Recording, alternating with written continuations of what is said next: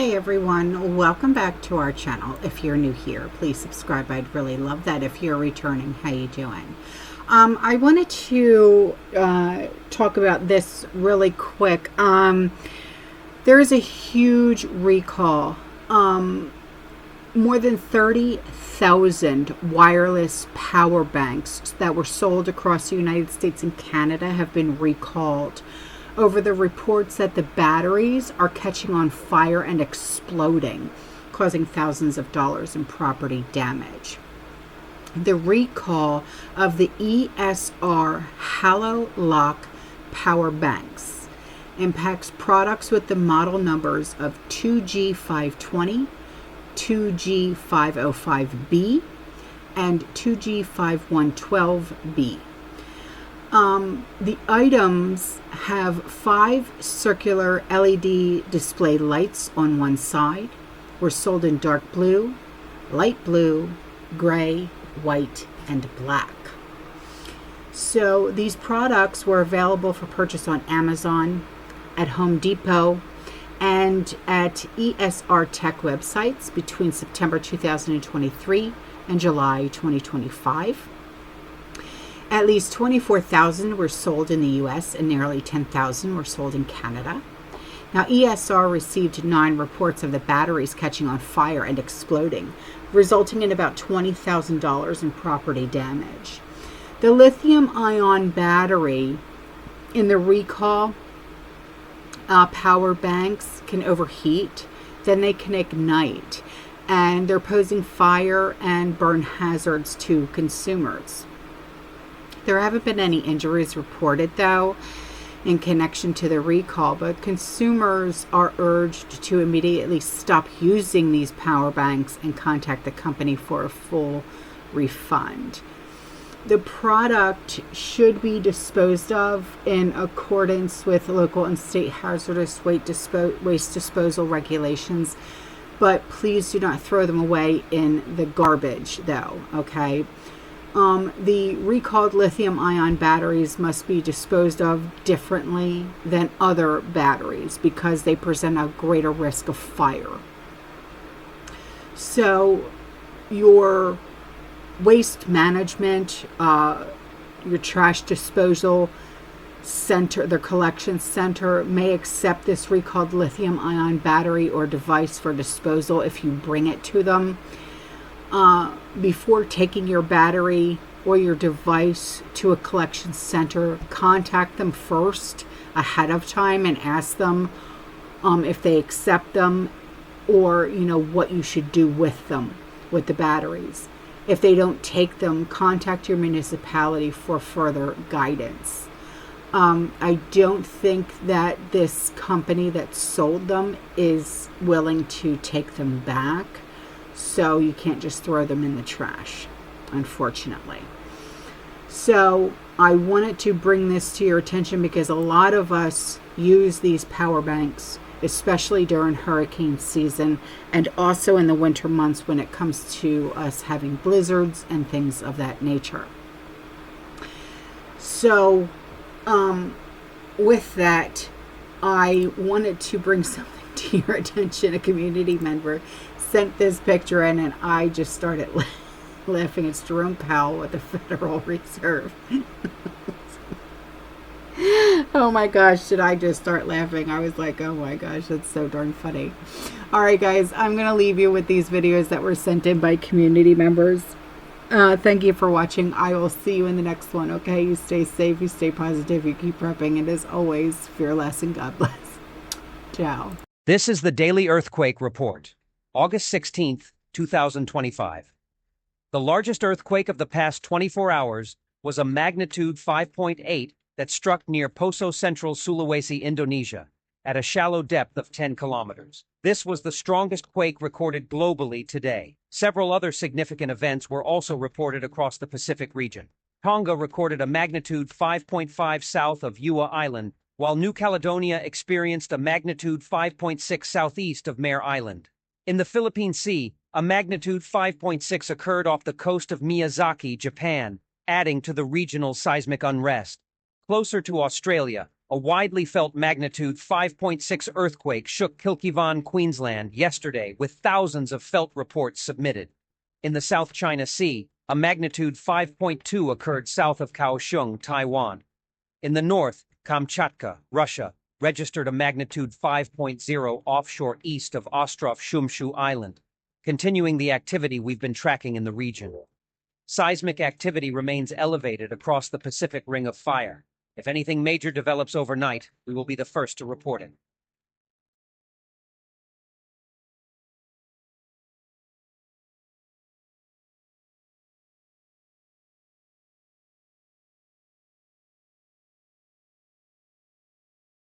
Two strong earthquakes struck opposite sides of the South Pacific on Monday, raising concerns along vulnerable fault lines. The first hit off southern Chile just after 2 a.m. local time. The magnitude 5.7 quake struck about 375 kilometers west of Isla Guamblin in the Aysén region.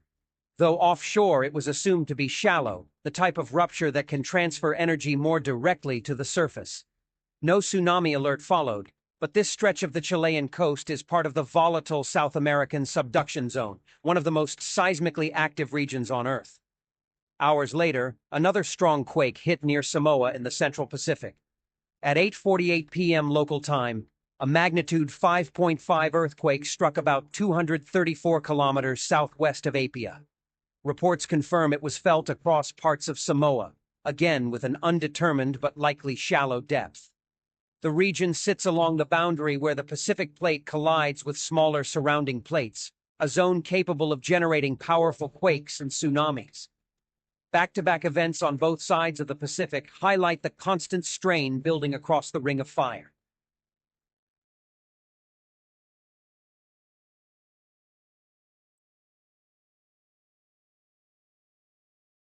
This is the Daily Earthquake Report for August 18th, 2025. The strongest earthquake of the past 24 hours was a magnitude 5.8 in Tonga, recorded at a depth of 35 kilometers. The South Pacific stayed very active with a magnitude 5.7 west of Isla Guamblin in Chile, a 5.6 south of Tonga, and a 5.5 southwest of Apia in Samoa, all highlighting the ongoing activity along the Ring of Fire. In the wider Pacific, Fiji experienced a deep magnitude 5.2 event, while Kamchatka registered a 5.2 offshore south of Petropavlovsk-Kamchatsky. Japan's Hokkaido region was shaken by a 5.1 near Hakodate, and Indonesia saw magnitude 5.0 earthquakes in both the Maluku and Banda Seas. From the South Pacific through Asia and into the North Pacific, today's earthquakes once again show the scale of global tectonic movement. If anything major develops overnight, we will be the first to report it.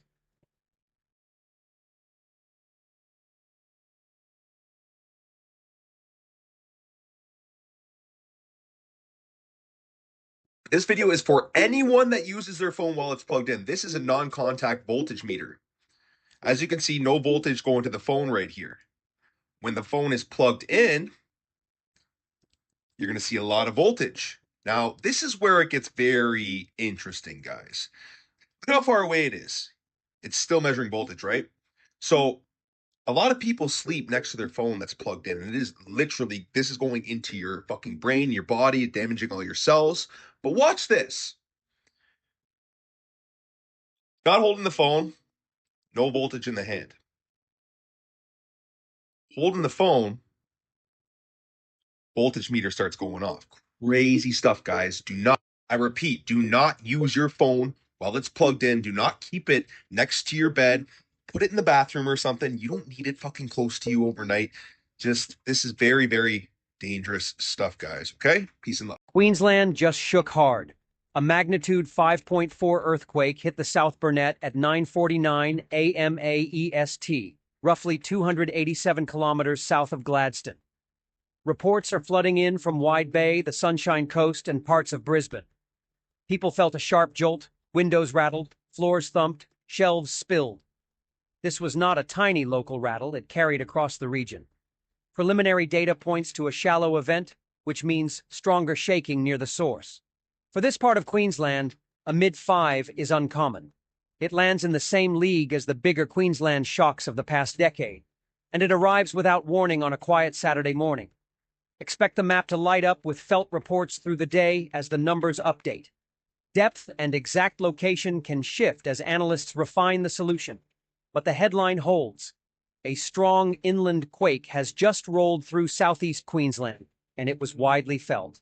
Aftershocks are likely. No tsunami is expected. We are tracking updates and will post the next set of numbers as soon as they are locked.